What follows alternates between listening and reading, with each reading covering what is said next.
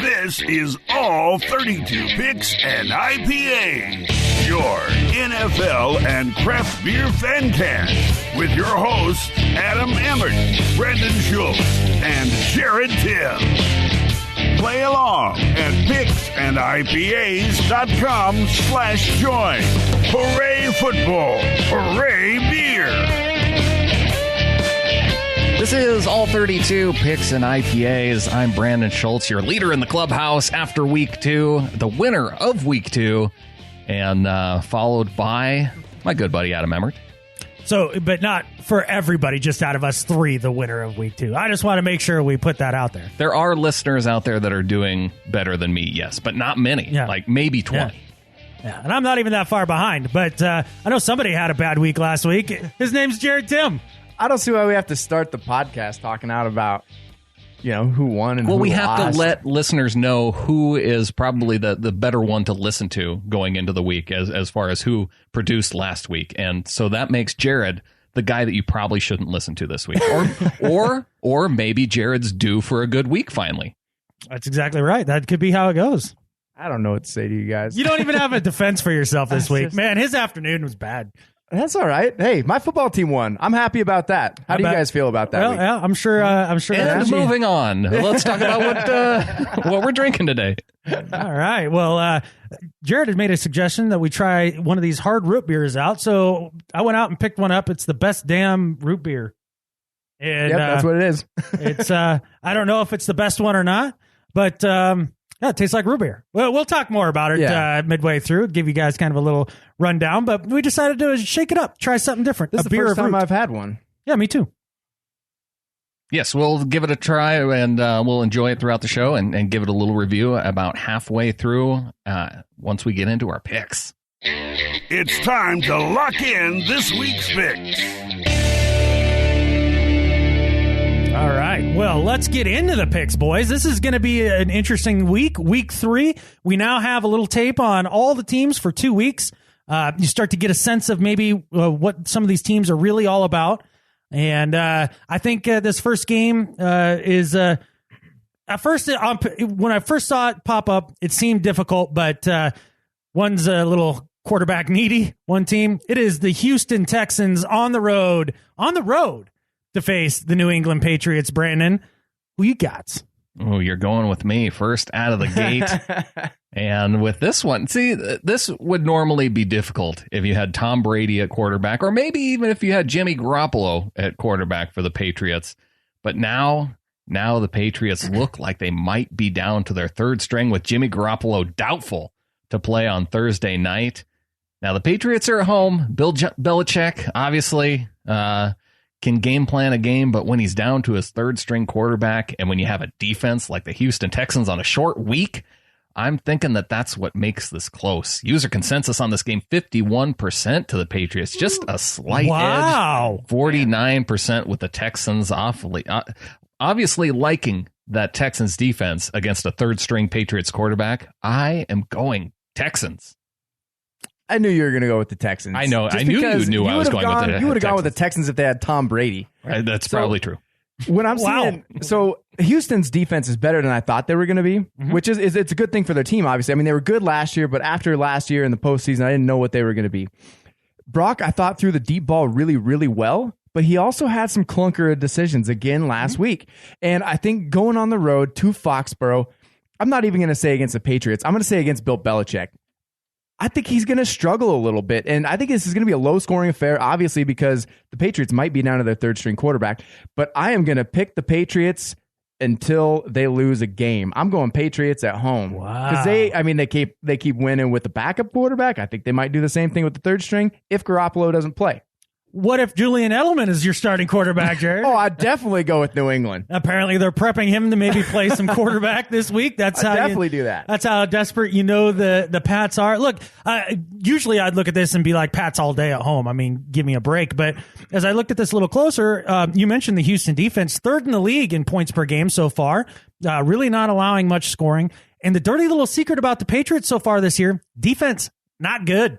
Basically giving up 400 yards a game, giving up 50% of their third down conversions on defense.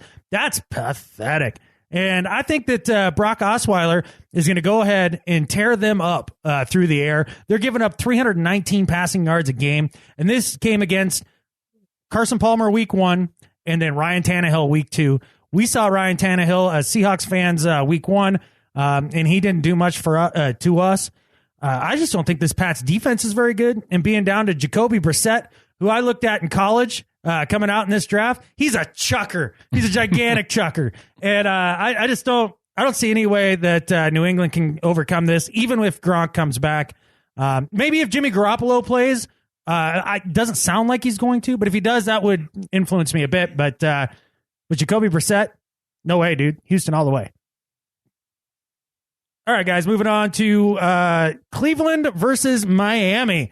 Cleveland going through quarterbacks like underwear, Gerrad. It looks like Cody Kessler will start this week, despite the fact that they signed Charlie Whitehurst this week. That's right, Charlie Whitehurst still getting a check in the NFL. Somehow, some way, this has to stop. Gerrad, who you got? I can't believe Clipboard Jesus is back. This is ridiculous. I don't think he believes he's back. I mean, the Browns aren't going to win with anybody. Can this be the toilet bowl? Is this close to the toilet bowl? This could be the toilet bowl. I mean, because the Dolphins aren't very good, but I'm going with them at home. I don't think I need to spend too much time on this because the Browns suck. The Dolphins suck a little less. But I think the offense is actually going to put it to the Browns a little bit more. And frankly, Charlie Whitehurst is on your team. That's not good. Brandon, you don't think Clipboard Jesus is going to come in for the rookie Cody Kessler and light the world on fire? Well, you said that Cody Kessler is going to be the quarterback. I'm not convinced that he may be the starting quarterback, but he may not be the finishing quarterback for the Browns that game. I just think that this is the perfect time for the Dolphins to stop the bleeding, starting the season 0-2. You know, obviously tough for them going on the road to Seattle and then on the road to New England. And now they're back home and they have the perfect team to get right against, and that is the Cleveland Browns, which is why 88% going with the Dolphins, only 12 with the Browns. I'm in the majority, going Miami. Yeah, I'm going Miami. I don't even want to talk about this much because who cares? I mean, the Browns are terrible. They're down to their third string quarterback. They aren't the Patriots. They're not going to put up a fight. Miami all day.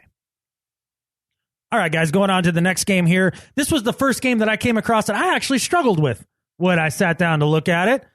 Oakland Raiders on the road to take on the Tennessee Titans. Brandan, Andre Johnson, old man Andre Johnson, coming back and scoring the game winner last week. Yeah, the Canes as a whole last week had a strong week. They across the league, I think they had 6 or 7 touchdowns among University of Miami graduates. So, the Titans obviously getting the upset over the Detroit Lions.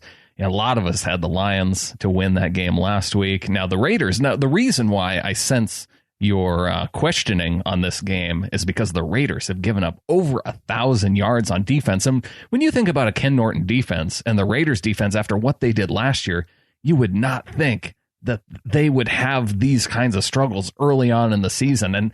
And to me, that I just think they're early on struggles. This defense is going to find a way to get right. And maybe the Titans, maybe this is the game to do it.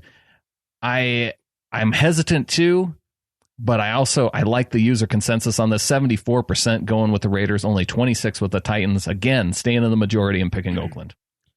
Wow. See, to me, this was this ended up being a little easier pick when it was all said and done, just because Oakland not only gives up a zillion yards, but they also give up a zillion points. 30th in the league in points per game on defense to this point.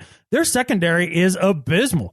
And if you want the best quarterback in last year's draft to kind of get a little more right this season and tear it up, this is the one to do it against. And you pair that with the Titans really kind of exotic smash mouth football that they play. It's really kind of interesting to watch. A lot of motion, a lot of moving parts, a lot of interchangeable things. DeMarco Murray's looked okay. Obviously, Henry's been pretty darn good as a rookie.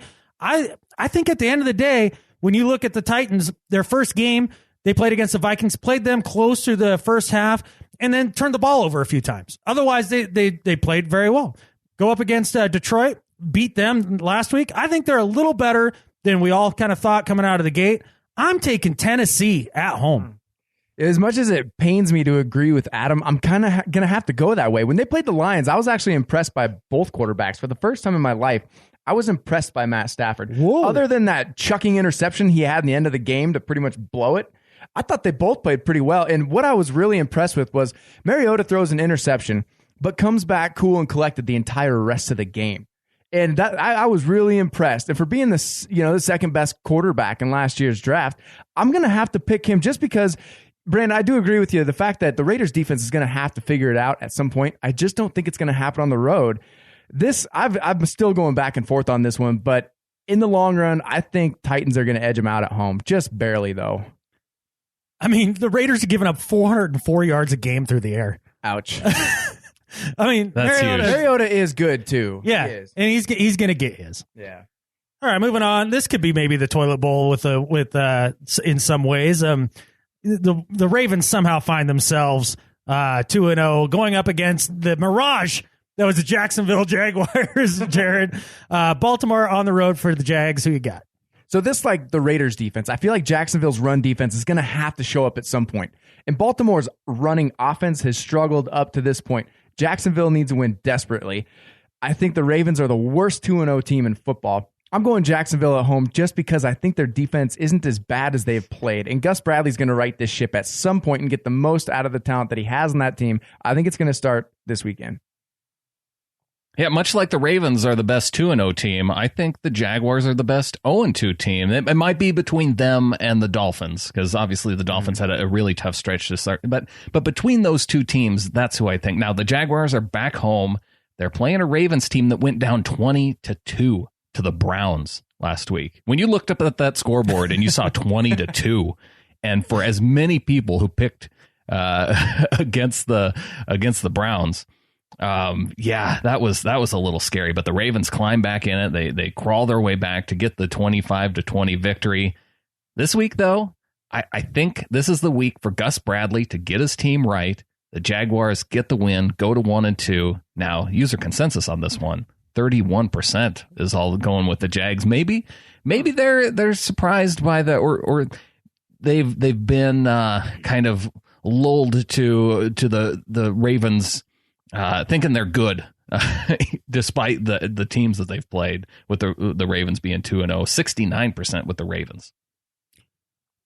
I jumped off the bandwagon so hard last week for the Jacksonville Jaguars. I may have hurt myself when I hit the ground. Like this team screwed me over for 2 weeks, and they're not as good as we all thought that they were going to be. And you know how I know the difference between a good team and a bad team? It usually boils down to third down conversions. And I look at the Jacksonville team here, and basically on defense, they're giving up almost 52% of their third down conversions. And on offense, only converting 23% of their third downs. That's where your bread is buttered. That's where your money is made, and they are failing. And the other alarming thing about this matchup for the Jacksonville Jaguars, Baltimore is converting 51.6 of their third down conversions. Against bad teams. Yeah. Jacksonville's a bad team. They give up that average. So I want to pick Jacksonville. I hate Baltimore. It'll probably screw me this way too, but third down, they're terrible on third down. That doesn't get it done in the NFL. Baltimore. It's just 2 games in. I'm not really ready to count out Jacksonville. They got a lot of talent. I think they just need to figure out how to use it all collectively. San Diego's found a way to jump out in front of 2 teams. Now, Kansas City, a good enough team to come back and get back into the game. Jacksonville still kind of a young team. I don't know if they're as well prepared to get back into a game like the Chiefs were. And so that, to me, it doesn't bother me that they lost on the road to San Diego. Yeah, and San Diego, just being an AFC West guy, they typically always start out fast. Every single game, it seems like they start out fast, but then they just can't hold a lead. I think that's what happened last week. And Brandan, I think you're right. Just the young team couldn't come back. Interesting. All right, NFC East matchup. Captain Kirk and the Washington team head to New York to face the remaining Manning quarterback in the New York Football Giants. Your boy, Captain Kirk, Brandon, you were all in on him last week when we were chatting back and forth during the game. And I told you he wouldn't be able to pull it out. And guess what he didn't do? He didn't pull it out. And now he's going to have a new baby. That was one of the more fun games to watch just because that was the one early game where you and I had picked differently. So I had to be behind Captain Kirk, where I wouldn't normally be. But to me, you were the loser because you had to root for the Cowboys in that game. I got to root for Dak Prescott. How about that? I don't know if that's any better. He's a Cowboy. It doesn't matter who it is. You're rooting for a Cowboy. I like Dak Prescott, whatever. Well, I'm not rooting for Kirk this week. I'm going with the Giants. It's their turn. This is a divisional matchup. 88% of users going with the Giants. They know they're the better team. Only 12% with Washington going on the road up to New Jersey. I'm going with the Giants. There's been a lot of overreaction to this Giants team being really a legitimate contender again. Their defense, I am not sold on their defense. I don't think they're as good as everybody says they're going to be. If their offense can stay healthy, though, with these receivers, they got a rookie. I can't remember what his name is right now. Sterling Shepard. Yeah, that's the guy. He's making plays with Odell Beckham Jr., Victor Cruz staying healthy. I think their offense can be legit as long as they can keep Eli Manning upright and he doesn't throw picks. But I'm not ready to overreact and say they're going to be a legitimate team. But against the Redskins, they're going to win this game because the Redskins just don't have the talent to compete with a still mediocre Giants team. Well, Gerrad, if you don't want to crown them, don't crown them. I'm with you, though. I think there is it's that East Coast bias, right? Yeah. In the hype around the Giants. But you're 100% right about that three-headed receiving monster. I mean, geez Louise, that's a heck of a receiving core. And you pair that with a quarterback that can get hot at the right times usually. I mean, it's their turn, and that's the way they're going to win ball games. Like you, Gerrad, I am not sold on the Giants defense whatsoever. The thing is, though, is they're far better than the Redskins defense, which is really been a sieve for most of the year. I think that offense, Kirk Cousins, he is throwing that thing all over the yard as far as a lack of accuracy. I know the completion percentage is high, but man, he's dirting balls. He's overthrowing guys. It's just, there's something not right with his game. And I think it's because he sucks. I think that's what's not right. And the Redskins were smart to not give him a contract in the offseason. He's only thrown for 1 touchdown so far this season in 2 games. And I'm going Giants at home. We're going to find out what kind of a team the Giants are after this game against Washington, because they go on the road against Minnesota in prime time. And we'll see how Adrian Peterson's doing. But then they go on the road again to Green Bay and play at Lambeau in prime time. So back-to-back weeks against the North in prime time. Interesting. I think the Vikings are the better of those two teams. Really? Bradford. How about that? That Vikings defense legit though. Yeah, the Viking. Yeah, unfortunately. Well, we'll get to that here in just a bit. Let's move on to the Arizona Cardinals, who seemed to find their offense last week, hanging a 40 burger on their opponent, and maybe the worst team in football, the Buffalo Bills, which pains me to say, Brandon. I know it pains you to say, but it might just be true. And the Bills, after 2 weeks, firing their offensive coordinator, and after a week where they put up over 30 points on the board, to me, that does not scream competence among the leadership of the Buffalo Bills. And this is going to be a rough season for them. But I guess when you're 0-2 and you have such high expectations among ownership, if you're Rex Ryan wanting to keep your job, you got to do something. So, yeah, I guess you fire Roman and you hope to move on from there. But coming in and playing a team like the Cardinals, who put up, I don't think anyone saw them beating Tampa Bay quite as badly as they did, with Tampa Bay kind of having that nice young team. Arizona does away with them pretty well. This might be the biggest difference among users this week. In fact, it is 93% with the Cardinals, only 7% with Buffalo. I'm going Arizona. There's no more wagons to circle in Buffalo, man. I mean, you hit it right on the head with the idea that they fired Greg Roman right away. And really, the problem is the offense hasn't really been the problem. It's been more the defense. And, Rex isn't going to fire Rob. I mean, he's not going to fire his twin, because that'd be like firing yourself. And that'd be really weird. So, that's not going to happen. It was a panic move, but their defense is terrible, giving up 400 yards a game. And I don't see a competent plan for the Bills when they're on offense or really at all. I mean, now that Greg Roman's gone, I don't know. I don't like the Bills. They stink now. It's been pretty obvious. And the Jets just move the ball at will. And I know they're a good offense, but man, they made that defense look terrible. So going Arizona, plus Arizona really took it to what I think is a fairly quality Tampa team. And I think maybe that game just kind of spiraled out of control for Tampa. I don't know that they're that bad, but they're a young team. You're going to come across a few of those games if you're a young team. You know, that game did spiral out of control for Tampa. I don't think they're that bad. And frankly, I don't think the Cardinals are that much better of a team than Tampa Bay. I just thought they threw out a clunker. And so, again, I think people are starting to overreact again on the Cardinals because they came in as a Super Bowl contender. They blow out one team, and all of a sudden they're back to the Super Bowl contender. The Bills, I think firing your offensive coordinator, which is not the problem, just buys you another few weeks before Rex is pressured to fire his brother. So like you, Adam, I think it's the defense that's the problem. But given the fact that the defense is the problem, I think Larry Fitzgerald's playing really well. And if you don't have that third corner to cover him, he's going to tear you up. And the Cardinals love to eat away at a mediocre defense. So I got Cardinals on the road, but I don't think it's going to be a blowout. Really? Under one score, or are you thinking I maybe would 10 say 10 points? max, yeah. I just don't think the Cardinals are that good. They just picked on a team that was having a dumpster of a game. I mean, turnovers are what plagued Tampa Bay, and they couldn't overcome it. I mean, two of those interceptions were kind of bogus. One, the receiver doesn't even go up for the ball. The other one bounced right in the guy's direction. So I don't think the Cardinals are that much better than Tampa. They just kind of got away with one.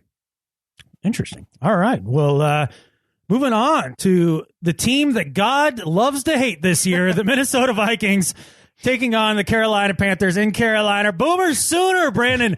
Bradford comes in, throws 2 touchdowns, looks like a competent NFL player, but then they lose AP. They lose AP, and wasn't that a weird sight watching AP walk through the bar injured, like being carried through like all these different turns? That was really weird, but they got their win out of in their new stadium. Vikings fans have to be happy about that, especially being against the Packers, and now they're 2-0.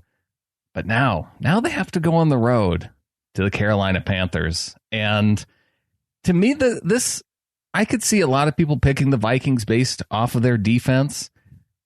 Carolina, though, this is a hard one. I look at the user consensus, and this is what really throws me off. 83% going with the Panthers. And to me, when I see that many people going that way, that was almost the same percentage that was going with the Packers to win against the Vikings. And when I see that, it kind of makes me want to go Vikings. I'm going Panthers, but I'm reserving the right to switch this one on game day because that user consensus to me just doesn't line up with how I think that it should going into this game. Yeah, I disagree with that user consensus percentage. I mean, it's clear that there are no more healthy knees in Minnesota, except for on defense. They still have a good defense. And the problem I see with Minnesota, Diggs as a receiver, he's tearing it up. He is legit. The one problem with Minnesota's offense right now, I think you could lose AP if you had a good offensive line, but I don't think Sam Bradford makes it very long, because that offensive line is still not very good. I saw a lot of holes in that offensive line. I think they're going to go to Carolina, which has a team that's still much more talented than they are, especially on the offensive side of the ball. And I just think it's going to be too much for Bradford in his second game to try and beat Cam Newton. I'm going Carolina at home, but I don't feel great about it because I do think Minnesota's defense is going to keep them in games throughout the rest of the season as long as they stay healthy. Yeah, it could be a relatively low-scoring affair. I saw the Panthers go toe-to-toe with the Broncos week 1 and then end up demolishing a 49ers team like they should have. The thing is that Vikings do have a great defense, but Panthers have a pretty darn good defense too. And not only do the Vikings lose AP, but they also lose left tackle Matt Khalil. Yeah. I mean, you lose your starting quarterback, you lose your starting running back, and you lose your starting left tackle all by week 2. God hates you, Minnesota. Like you need to have like a Viking sacrifice of some kind, something, because clearly you've done something to anger the gods, because God has just said, not this year, Minnesota. I know you were super excited about it, and you tried to even circumvent me by getting Bradford after I blew out Teddy's knee, but I'm not having it. I'm going to take away everybody else until there's nobody left to play. So God hates Bradford too. God hates Bradford goes. God hates Minnesota. I think this is an easy game to pick for me. I'm with the 80%, like easily. Carolina at home. Well, you may have persuaded me. I may not change this because, in fact, the Carolina Panthers do have a solid defense. I think they have that ability to take the ball away, and that could be the difference is turnovers in this game. All right, guys. Moving on to Denver versus Cincinnati. I desperately wanted to pick the Bengals in this game. I know Gerrad desperately didn't. Denver on the road in Cincy. What do you got? This should be a good game. I mean, if you look at everything on paper, this should be a good game. The Bengals, though, they played Pittsburgh pretty tough, who I think is the best team in football right now is the Steelers, and they did play them tough, so I got to give them credit there. Here, I'm obviously going to pick the Broncos because that's where my fandom lies, but I think on the road, we were tested against the Panthers, but we got them at home. We weren't tested on offense last week against the Colts, and we played pretty well. I think the one variable in this game that'll give us the win is we got to clean up our red zone. We have got to score points and not rely on our defense to get us 2 touchdowns in the end of the game. I think this is going to be a really good game. Talent-wise, across the board, I think the Broncos do have an edge. I think our defense is a little bit deeper. But if we don't clean up the red zone and score points and rely on our defense, we're going to lose this ball game. But I think we have gotten a little bit better. Now, again, last week we played the Colts, so who knows? But I'm going with the Broncos because I have faith we're going to clean it up on offense because we've been running the ball pretty well. And if the Bengals are going to get things going this week against the Broncos, they are going to have to start running the ball. They're 31st in the league in rushing yards right now, only 50 yards per game. Pass yards, though, number 2, almost 350 yards per game.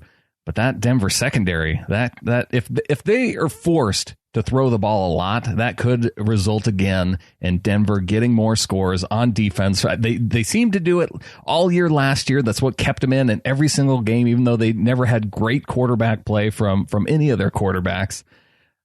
There's one thing that I like in this game, and that's the fact that the Bengals, they always seem to perform well at home. And coming back after going 2 games on the road, facing pretty tough opponents, for them to come away 1-1 against the Jets, getting the win there, losing to Pittsburgh, that could almost be expected, considering the caliber of team they are, but they hung in there. I just like them coming home. I think this is going to be the Broncos.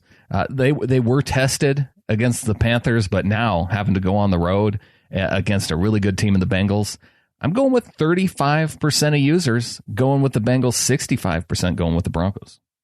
Interesting. Well, this is the Broncos' first road game, so the first time the seaman takes the ship out to sea. And I think that when you look at a young quarterback, an unproven quarterback, a guy that needs to get some more experience under his belt, the best way you can help somebody like that is to run the ball. And I make fun of Broncos fans for saying, we're running the ball. Well, the first 2 weeks, they have been running the ball. They're averaging 141 rushing yards a game. Now, Brandon, you brought up that the Bengals are last in the league running the football. They're second also to last. They're actually dead last in giving up rushing yards. So when I look at the type of formula it takes to win in the NFL, when you have a relatively flawed team, and the Broncos are a little flawed at offense at the quarterback position at this point, just because he's a new guy, and the Bengals are flawed because they can't seem to run the ball at all. They're just a high flying team. I take defense in a running game every day over a vaunted passing attack. And with the fact that the Broncos should be able to run the ball again, rely on that defense, take the pressure off of the seaman, I think that this is the Broncos on the road. And I wanted to find a way to pick Cincinnati. I really did. But they're built the exact wrong way. Can't run the ball, can't stop the run. You're screwed at that point. Well, and one thing that Brandan had said, I'm not going to spend a lot of time on this, but the matchup with the Bengals, you said they weren't running the ball very well. When I look at the first 2 games, we have been susceptible to giving up some yards on the ground. And so that could be the one key to staying in this game for them. That'll be really interesting to see. Next up, this week's beer review.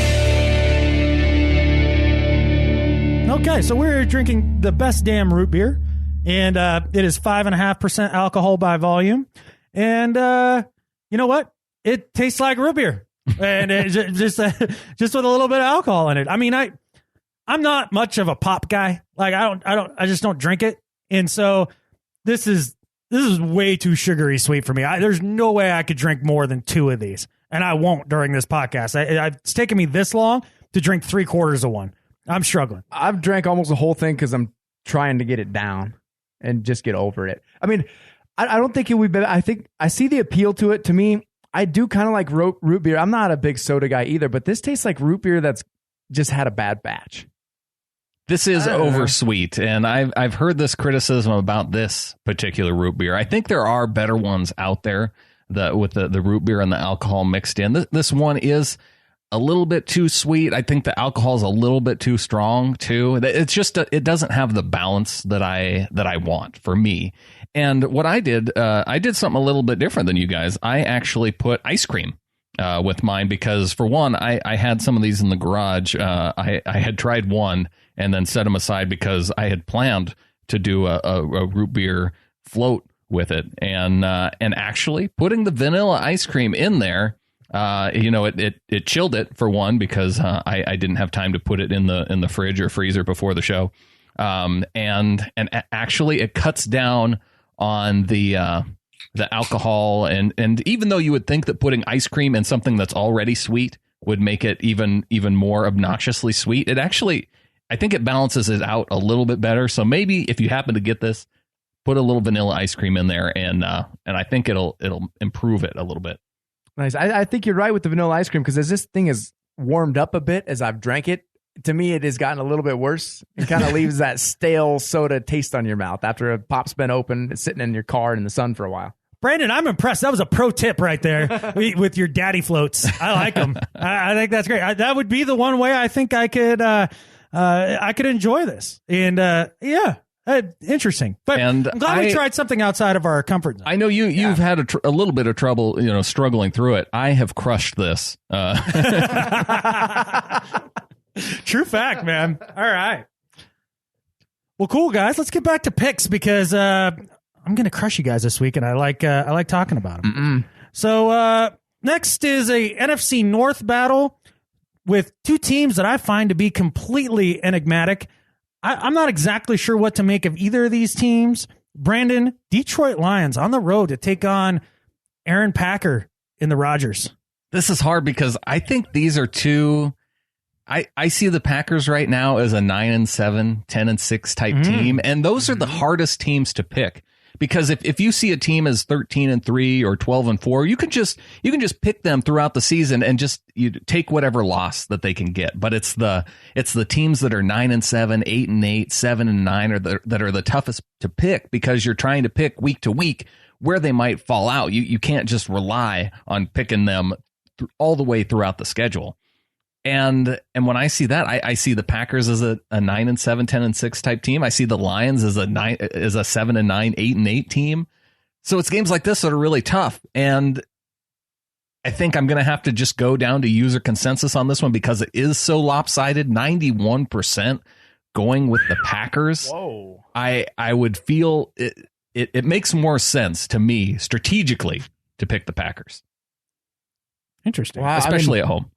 That consensus is kind of lopsided, I thought, because I was actually, like I said before, I was impressed with the way Stafford played last week. Mm-hmm. And I wasn't any more impressed with what I saw from Aaron Rodgers than I was Stafford. He made a bad decision late in the game. Both the quarterbacks, I thought, played the same last week. They did the same thing. They threw for a decent amount of yards, played okay, but then made huge chucker decisions in the end of the game and eventually just lost it. I think the Lions are a little better than I thought they were going to be, and I think the Packers are, like you said, Brandon, they're that kind of middle of the road team, which are really hard to pick. I'm going Packers only because they're at home. I think if this game was in Detroit, I'd probably pick Detroit. That 91% just astounds me, because I don't feel good about this game at all. And because you look at the quality of competition for the Lions, I mean, they've played Indy and Tennessee. And I think Tennessee's a middling team. I think Indy's just playing bad. And then I look at the Packers, and they've played Jacksonville and Minnesota and really struggled against Minnesota, who it was playing a quarterback that's been with the team for a week and a half, basically has been there for lunch and is now their starting quarterback, and somehow struggled in that game. I read an article this week, and basically they were talking about Aaron Rodgers. This was his 12th game in a row where he has not posted a quarterback rating above 100. There's something not right with Aaron Rodgers. And I know our expectation level is super high for Aaron Rodgers, right? But he isn't playing at that level that we're accustomed to. And I think a portion of that is the fact that this is exactly what that said in the article. I wish I could credit the guy, but he's like, you look at the pieces around Aaron Rodgers, and you got Jordy Nelson, a speed receiver who's coming off an ACL. He's okay. The running back, he's okay. Eddie Lacy. Offensive line, it's okay. The defense, it's okay. What on that Packers team is better than a 9-7 team, just like you pointed out, Brandon. Everything else around him is just okay. And I think he's kind of struggling a little bit. The only reason I'm going with the Packers is the Lions, most of the success has come, well, Stafford's played well, but one of the reasons is they've ran the ball very well, averaging about 126 yards a game. And the Packers, believe it or not, are number one in the league at stopping the run. And Detroit's defense, not great, allowing a lot of third down conversions. I'm going the Packers. They're in Lambeau. I don't like it. I think you're right about something being just off with Aaron Rodgers, because his adjusted completion percentage from last week, 58.8. That was the lowest, the second lowest among quarterbacks. And what is Aaron Rodgers known for? His completion percentage. He's the top quarterback in terms of completion percentage ever. And for him to be not able to complete passes, he also fumbled the ball 3 times. Looking at Pro Football Focus, they had their lowest ranked players at each position. Aaron Rodgers was the lowest ranked quarterback among all quarterbacks last week. And Devontae Adams, one of the lowest ranked wide receivers. No, the lowest ranked wide receiver. So when you have that as your offense, that makes it tough to win. I don't love the Packers, but I got to go with them. Well, and see, it stretches like this that Aaron Rodgers is having. Yeah, the pieces around him are not very good, but this is where you start to see that separation of the most elite quarterbacks and elite quarterbacks. Aaron Rodgers will never be considered the Tom Brady type of quarterback, because how often did Tom Brady have mediocre or less than mediocre receivers and still play at an incredibly high level? Aaron Rodgers is dealing with mediocrity around him at the skill positions, and he can't really do it very well. And so I think this has been a good indicator to me as to how close Aaron Rodgers is to a Tom Brady. And he's not. So you think the mediocrity around him is dragging him down a bit rather than him bringing it up? Is that basically? Whereas Tom Brady has the exact opposite effect. Right. Well, I know fake Brady doesn't have that same effect. Can we talk about that for 2 seconds? No, we'll save that to the end. Okay. All right, moving on. Stupid Rams on the road to take on Tampa Bay. This is a tough game because I don't know that we have a real sense of Tampa Bay. I mean, I still feel like they're a solid enough team. I don't think they were as bad as they looked in Arizona. And I don't think the Rams are as good as they looked against Seattle.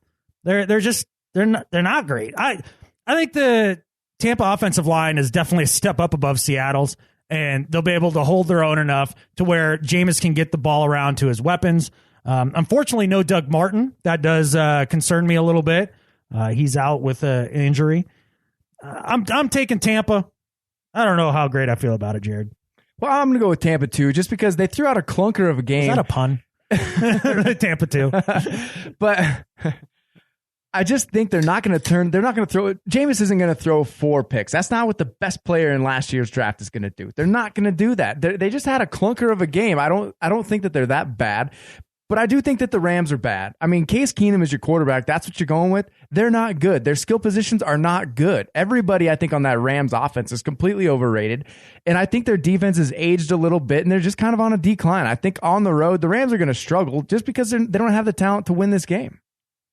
One thing about the Rams that I think they're going to find out this week, after being in St. Louis for so long, being right there in the center of the country, not a whole lot of long trips for them. This is going to be the first time a lot of those guys have had to deal with a cross-country trip going all the way from L.A. to Tampa. Tampa playing their first home game. This is their home opener in front of the home crowd. And I hate the Rams. I hate the Rams so much. I'm going with 70% of users going with the Bucks, only 30% going with the Rams. I like Tampa too. Well, and the thing with the Rams is their entire offense is Todd Gurley, right? And Tavon Austin bubble screens. Well, as far as the run game goes, even though Tampa Bay gave up a lot of points last week, they're only giving up 78 yards on the ground. And we've seen Gurley has kind of struggled so far this year. He hasn't been the breakout player everybody said he was because he's not the second coming of freaking Walter Payton. And but have you seen their kicker? Yeah, right. Oh man, he's winning games. Yep, winning games. Greg the leg. So yeah, I do like Tampa. Okay, guys, moving on to San Francisco 49ers taking on Brandan and I's beloved Seattle Seahawks, coming off a brutal loss once again to the stupid freaking Rams. If you want a little more about what Brandan and I think, obviously we're picking Seattle. You can tune into the Seahawkers podcast, seahawkerspodcast.com. But let's get Gerrad's perspective here as a non-Seahawks. Gerrad, let me give you the percentages before you go into this. All right. Or do you want to know? Yeah, I do want to know. 86% going with the Seahawks. So not the 90% that they've had in the past couple weeks. Dropped down a little bit. 14% going with San Francisco. You know, in the beginning of the season, I would have thought that this was a blowout. But I've seen the Seahawks' offensive line, and it's probably the worst offensive line in football. And when you counter that with the fact that Russell Wilson is a little bit more immobile than he was, I mean, you guys got banged up in that game. You guys are going to have dudes that are hurting. And frankly, when I'm looking at the depth on your guys' roster in the skill positions and sometimes in the secondary, I don't know what this team really is about at this point. I don't know if Russell Wilson can continue to just dig out of holes all year long. This is going to be a closer game than I would have originally thought, but I'm going to go with the Seahawks at home just because I still think they're the more talented roster. I just have a lot of questions about the depth and how much Russell Wilson can really, cover for the whole team all year. So I'm going Seahawks at home. That's interesting because I think the depth at the skill positions is quite high. And the depth in the secondary is also quite high. But I don't have a guy who can cover a tight end. Oh, that weird. What's weird, Adam? Several times. No, he didn't. We gave up one long pass play to Kendricks, one. And that's the one play to a tight end all year. We can argue about this all day. I'm not seeing it yet. 2 games, and you guys. Yeah, you're not seeing it because it hasn't happened. Well, we're not getting chewed up by a tight end. You guys struggled against the Dolphins team, who's not good, and you lose to a Rams team who's also not good. All I'm saying is I haven't seen anything productive out of this team at all. Yeah, I mean, the offense is scoring leading the league. Adam, I'm surprised that you were listening to what Gerrad was saying. So I question that because we listened to Gerrad talk about this and I tuned out, but clearly you must have been listening to something negative Gerrad said. I didn't hear it. No, it's just 15 points in 2 games. It's just not going to do it. Yeah, we've heard all about the 15 points in 2 games for sure. Now, the one thing is that the offensive line is the worst in football. I think. I think everybody can admit that. Good luck surviving that all year. Well, that's a whole other thing. All year, we're talking about week 3 against the San Francisco 49ers, who really don't have much for a defensive line. When we just played maybe 2 of the best defensive lines in football in the last 2 weeks, so I think that matchup, our biggest weakness, isn't going to be as out in front as it has been the first 2 weeks. I think you'll see the offense really kind of turn the corner a little bit this week. We'll be able to run the ball, and that's going to be a big difference, protecting Russell Wilson with his gimpy ankle. And the defense is the best in football right now. So I feel pretty solid about that. I mean, yeah, but you've played Miami and the Rams, who have Case Keenum. I think it's a little too early to crown who's the best in football at this point. You're giving up less points than everybody else. You're giving up less points than everybody else. You should. Hey, Dolphins scored a crap ton of points last week. Yeah, against the worst defense in football, like you had said before. I mean... Yeah, and so we shut them down like we were supposed to. It doesn't carry a lot of weight with me. I'm just not seeing it yet. Yeah, well, I mean... Stats don't lie. To me, it sounds like you're really wanting to pick Niners. Just pick the Niners, Gerrad. Do it. If that's how you're feeling, show me. Well, I think you guys still have a slight edge. If you're that unconfident, do it. Do it. Pick the Niners, Gerrad. I think you guys still might be better than where's them. the login for your account? I'm putting you down for Niners because that's clearly how you're making this sound. Oh, man. All right. Let's move on to an AFC matchup. Let's talk about winners. Let's talk about winners. Unlike Gerrad last week, who was not a winner. He was a loser. Except my team was. Yeah, but you not. weren't. But you weren't. Oh, You can project I'm just yourself saying. on your team all you want, but that's why we're doing the shows, because of our teams. We have a top dog on the all 32 picks and IPAs week 2 list, and that winner is JK is right with 170 points, the only one to pick successfully. Apart from, what was it? Two games is all. Let's pull it. 3 games. 3 games. He missed Seahawks, Rams, missed Jaguars, Chargers, and missed Falcons, Raiders. Those were a lot of people missed those games last week. So to also pick the Vikings over the Packers, very solid. And there's some other and pick the Titans over the Lions. So that's another one that a lot of people missed. Yeah. So congrats to me. JK is right. That's pretty cool. Now, I thought I was doing awesome last week through the first half, because including the Thursday night game, after the morning games, I had only missed on 2 games. Like on the entire thing. I was like, oh, this is great. I'm going to cruise. And then proceeded to get 80% of the games wrong for the afternoon and Monday night and Sunday night game. So it was tough. It was tough sledding the afternoon. It got a lot of us. Yeah, it puts JK is right on the very tippy top of the leaderboard. The other 3 tied with 310 is Chiro Hawk, Muffed Punter, and Biggity Cool, who won last week. Solid. Muffed Punter. That's up there, man. That's a solid name. Yeah, I liked Lawler. I just met her. And That's pretty good too.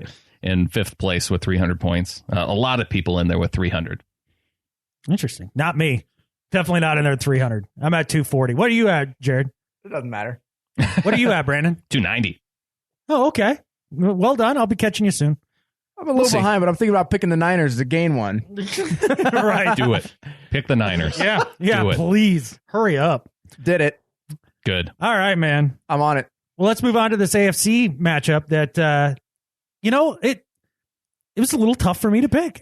Jets versus Chiefs there, Gerrad. We saw the Chiefs go down to Houston last week. This was a hard one, too. And I think, I don't really know yet. I mean, I got the Jets in this game because I like their defense better.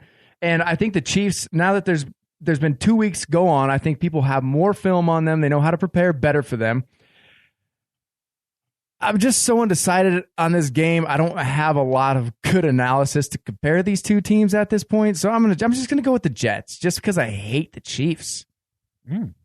Brandon. Yeah, this is another tough pick for me. I think it comes down to the Chiefs being the home team for me. This is kind of a coin flip game among users. A little bit more leaning toward the Chiefs, 64%. This is only 36 with the Jets, so definitely favoring the Chiefs, but closing in on a coin flip. I like some of the pieces that the Jets have on offense.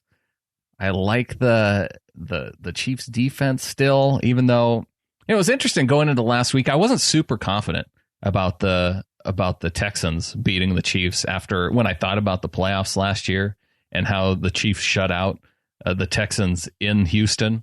Yet the Texans able to pull out the win. I think this is the week that the Chiefs bounce back at home against the Jets. Interesting. I'm not surprised you went with the Chiefs, Brandon. You are the co-pilot of the Chiefs. I know. Bandwagon. It's hard because the Jets are 4th in passing yards, 7th in points. But they have been giving up, I think, a lot on defense, haven't they, as far as rushing yards? Well, in the Jets passing offense, who did they play the other night where they just steamrolled for yards? I can't remember that game, but everybody was open. Yeah, everybody was open. Everybody was open, and the beard was on fire. I do like their weapons, though. Decker, Marshall, Matt Forte, the beard. Matt Forte's been good. I'm still stunned he didn't end up being a Patriot, but this is still a good fit for them. I think when I look at this, a lot of people are talking about the demise of Darrelle Revis, that he's done, he's lost a step, all that, and maybe he can't cover the deep ball much like he was able to early in his career. But man, he's still smart enough to stay all over that short underneath stuff. And what is the Chiefs' offense? It is dink and dunk all day long. Alex Smith with his checkdowns, check down Charlie, and the Jets defense is actually really great on third down. So when you look at that, and you compare a team like the Chiefs, who end up going on long, sustained drives, right? Because it's all dink and dunk stuff. It's not chunk plays. You're going to have to convert a lot of third downs. And if you're going against a good third down defense, I think that's going to make it difficult on you at the end of the day. I'm going with the Jets, even though with Houston coming back for the Chiefs, that seemed to help that defense and get a little pressure on the passer. But still no Jamal Charles. Taking the Jets. That could be a good pick, I think. Your solid analysis on the underneath stuff for the Jets defense, that made me feel better about my pick. Oh, good. All right. So I'm the only one going Chiefs then. Yeah. I'll take that. I'll take the home team. You would. I'll take the extra 10 points I just gained on you. All right, guys, moving on to this could be the toilet bowl of the week, Gerrad. San Diego Chargers taking on the Indianapolis Colts. You had mentioned that Andrew Luck was having some issues today. Did you break Andrew Luck again, Broncos? Again. No, he has a sore shoulder. It was a physical game, but he was sacked 5 times. He got hit a bunch again. But this is just how he plays, and it doesn't matter what defense he plays. He's going to take a lot of hits. And so when I was looking at this, I was like, okay, Keenan Allen's done for the Chargers. Danny Woodhead now done for the Chargers. But I think they can find somebody who will fit in his role a little bit. So when you're looking at the injuries, it's just like, well, I'm going to pick the Colts. But then you find out Andrew Luck had to sit out practice. Chargers start fast. This is exactly the type of a team with a weak secondary who is down now 3 starting corners in the secondary, the Colts are, that Phillip Rivers is going to have a heyday with no matter who he has out there. So I'm going to go with Phillip Rivers. I think this is going to be a high-scoring game, but I think Phillip Rivers torches this secondary because this secondary is really bad. Gerrad, this pains me to say, but I couldn't agree with you more. You're 100% right and spot on with this. I mean, look, the San Diego Chargers have come out and hung points on people, even with Keenan Allen going down, and now Danny Woodhead. They bring in Dexter McCluster, and I like the McCluster, and I think he can help pull him out of this McCluster fuck that they're in at the running back spot. Melvin Gordon's looked a little better so far this year. I like San Diego in this game because this is a Phillip Rivers centric team, and he's still a dang good quarterback. And the Colts are 24th in the league against the pass. And just like you mentioned, Gerrad, it ain't getting better anytime soon when you're down 3 corners. I'm going San Diego, and I never dreamed I'd be doing that at this point in the season. Well, I go back to week 1 when the Colts were playing Detroit. Detroit to me is a very similar football team to the Chargers. And Detroit came away with a 39-35 win. So that leads me to think, especially with the quick starts that the Chargers have been getting off to, Andrew Luck not equipped to. You've seen him when he's had to try and come back after getting in a hole. He's a chucker at that point in time, and he's going to get picked off. That's why I also like the Chargers, despite 60% of users liking the Colts. Only 40 with the Chargers, but going San Diego. Antonio Gates also had a touchdown. Wow, the ageless one. Him and Andre Johnson. I was happy about that. It was Grandfather's Day in the NFL, man. Getting their touchdowns. Touchdowns for all the grandpas. All right, guys, moving on to the Pittsburgh Steelers taking on Carson Wentz, the next Johnny Unitas. Best quarterback since John Elway to come out in the draft, Brandon. Carson Wentz, amazing. You're taking Philly. I know you are. No. In the battle of 2-0 teams, I am not taking Philly. Just because they're 2-0 doesn't mean they're going to be able to beat this Steelers team. And a lot of users recognizing this, 84% going with the Steelers. I'm surprised it's not a little bit higher. It's not like the Eagles have beaten great teams. You know, I thought the Bears would be able to show up a little bit, but they were the walking wounded after playing Philly last week. So the Eagles getting wins over Cleveland, 29-10. They score 29 points again against Chicago.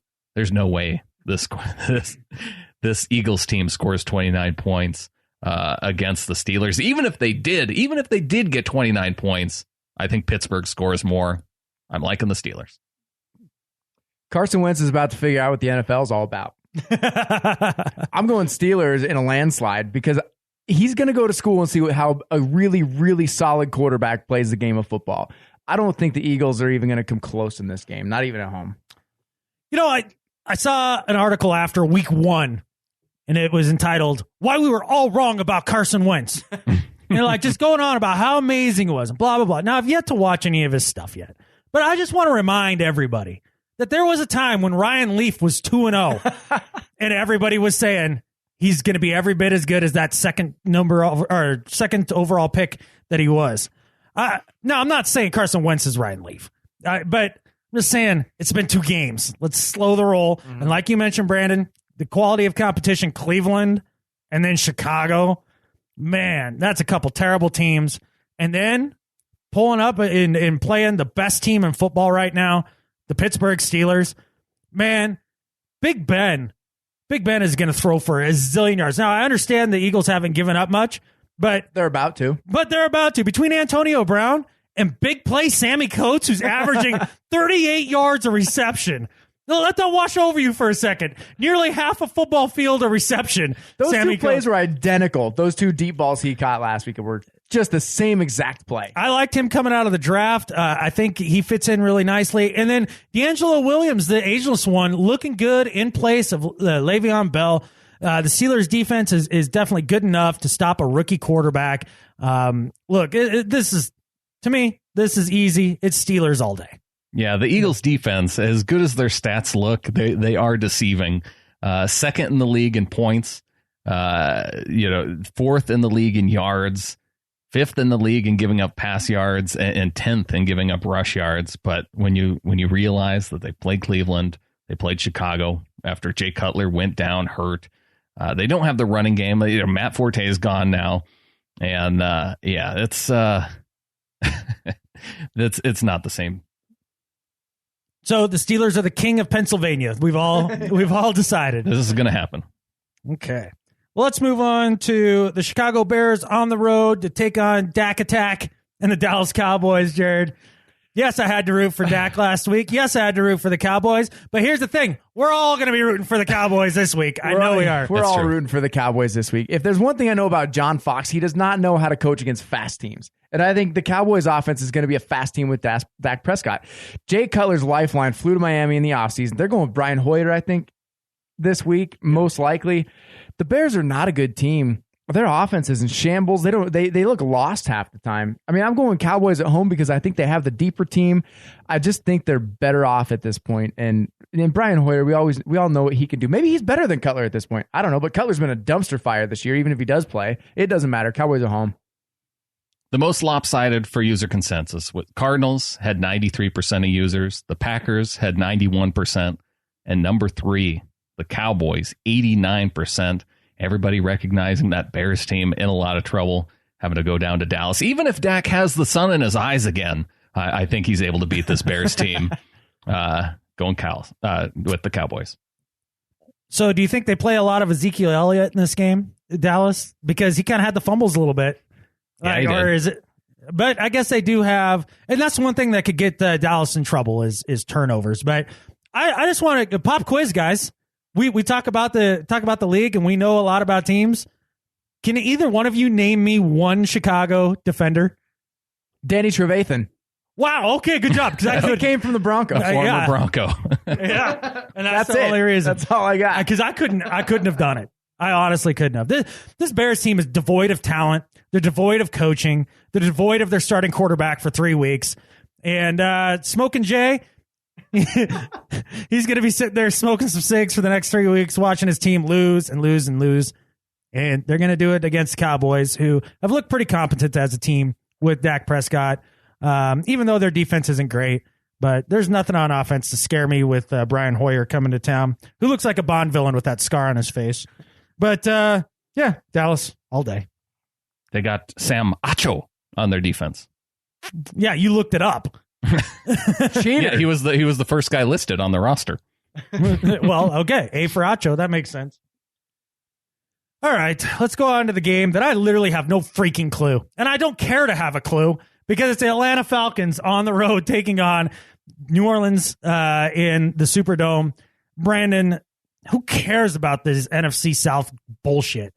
I just don't care. This is your Monday. This is what they came up with for Monday night. When they put the schedule together, they thought, oh, I've got a good Monday night matchup. It's going to be Saints Falcons.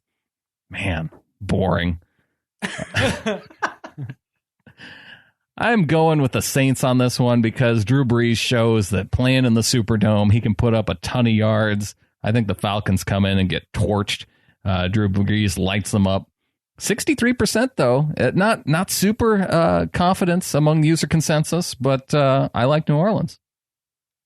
When I go the day after football's over, when I go to see which games I want to rewatch first, it's always the really high scoring ones that I want to watch last. They just don't really interest me. When there's no defense, I don't care. I think both of these teams are going to get torched. This is going to be one of the highest scoring games of the season, and I'm not going to watch it because I just don't care. Neither of these teams are going to even be legitimate come playoff time or even in the end of the season. But I'm going Saints at home because I think Drew Brees is better than Matt Ryan in these high flying attacks. So neither of these teams are going to be legitimate at the end of the season or late in the season or even early in the season. Like they're just bad teams. And I'm flipping a coin and I'm taking the Saints. Great. They're garbage teams. And I never the quarterback I like watching the least in this league. It's Matt Ryan. Mm-hmm. He is the most boring quarterback in the league to me. He doesn't do anything that is flashy. He's got Julio Jones, maybe the best receiver in football, and sometimes he gets him the ball, and sometimes he doesn't. Maybe this is a game he'll get him the ball. I have no freaking clue. Saints. That sucks we got to end this What a week way to end the week. I know it's a little bit of a downer. Yeah. News and interesting topics from around the NFL. All right, guys, let's talk a little bit about headlines. Anybody got headlines they want to talk about? Any stories that stick out to them? I have one. I've got one. Try and think of one. You never bring one. This is because we usually talk about everything during the picks. It's like keep one thing in reserve. Don't blow your load early.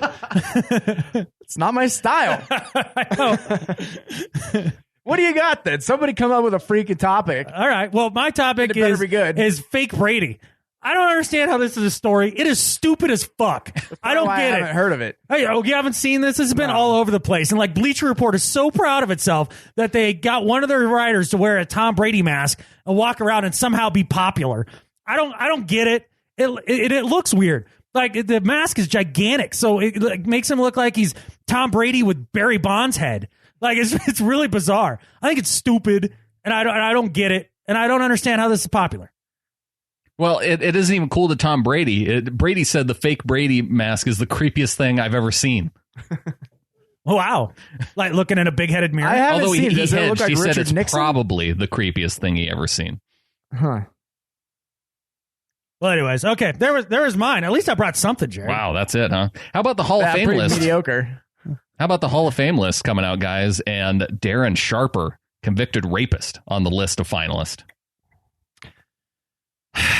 That's tough, isn't it? We do judge football, not character, right? Especially character after the NFL, I guess. Although I guess some of this allegedly happened while he was in the NFL. Well, am I wrong on that? Probably. I don't know. It was a huge list. Yeah, right. Jeez. I don't like it. I know you're not supposed to put character stuff in there, but to me, it crosses the line. I don't like it. Yeah, you don't He's want not him going to make it in. He's not. They aren't going to vote him in. That would be the worst thing. Why put him on the ballot in the first place? Right. That's my exact point. Why even now put it out there? Now you're stealing the opportunity from an actual decent human being and not like Satan. Right. Yeah, and I don't really want him to be the face of all the former greatest football players. Nope. Creepy feeling. Yeah, he's in the Hall of the Imprisoned. That's where he shall stay. I had one other story, I guess. Josh Gordon, arrest warrant given out for him because he failed to show up for some trial about a paternity test. Dude, just go. The NFL has come out and said that they're going to still allow him to play, but why risk it, man? I just don't understand. Yeah, usually when it's a court-ordered thing, those are, anything that the court kind of orders, you kind of want to show up for. That's important. It's an important life lesson to learn. When like the court summons you, you go. I did see this, and I'm really not surprised he didn't go at this point. Because, it's Josh Gordon. Yeah, he seems to be getting better, but maybe Does not. he? I don't know. That's what I'm saying. All right. Well, very good. So, Gerrad, still nothing, huh? Well, those were the topics. We buy you some time, Gerrad. That we talked about. I'm glad I didn't have one because I don't want to contribute to that. Contribute to actually having a discussion about issues. Okay, well, that's fine. That's fine. You can choose to not participate at the end of the podcast each time. How about this? It's like you're not participating in your picks. I didn't bring this up in the Buffalo Arizona game, but here's Rex Ryan's plan for stopping Carson Palmer. He says, "quote We're hoping for an off day. That's pretty much it. That's your defensive mastermind, hoping for Carson Palmer to have an off day." Wow, that's unbelievable. If he's not it's fired, just over for him. If he's not fired by the end of the year, it's I almost will like be he shocked. doesn't even believe in his team at that point. He doesn't make it to week 8. I don't think. That's early for a coach too. And who do they put in there? The offensive coordinator's gone. If Rex goes, his brother has to go. You can't promote Rob Ryan after you fire and Rex. Why would you, right? Yeah. So who would be, Adam, you know the Bills better than any of us. Who is left? Is it the quarterback coach? Is it the tight end coach? Is it the defensive backs coach? Who's the guy that comes in to coach the team after the Ryan brothers get fired? You know who comes in and coaches the team, Brandon? Your mom. And she'd do a better job. Because I don't know anybody on that staff that I would trust. Bring back Jim Kelly. Jim Kelly can coach the team. Yeah, or call up Marv Levy. I'm sure he's still just, doesn't have a lot going on. He'd come back and read a poem or two and coach the team. Shanahan. Put Shanahan in Buffalo. Oh, man. Can you imagine how red his face would be in that cold environment on a regular basis, that cold and windy environment? So this just in. Josh Gordon takes DNA test. Warrant withdrawn. I contributed. Boom. Wow. Breaking news, Gerrad. Well done. Are we done yet? Marv Levy, 91 years old. That's who you're going to have coach the team. Why not? That would be awesome, by the way. Why not? I love Marv Levy. I wouldn't mind seeing him out there.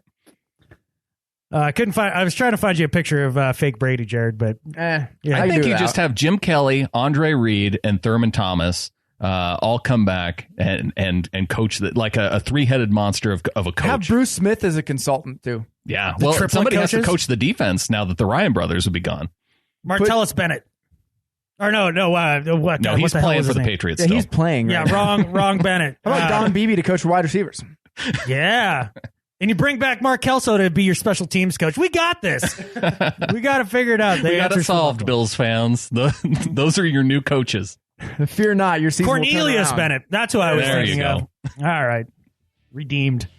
All right, guys. Sure. I think on that note of redemption and the fact that I crushed Gerrad in picks last week, I think there's only 2 things left to say, and that is hooray football. Hooray football. Hooray football. And hooray beer. Hooray root beer. And not root beer.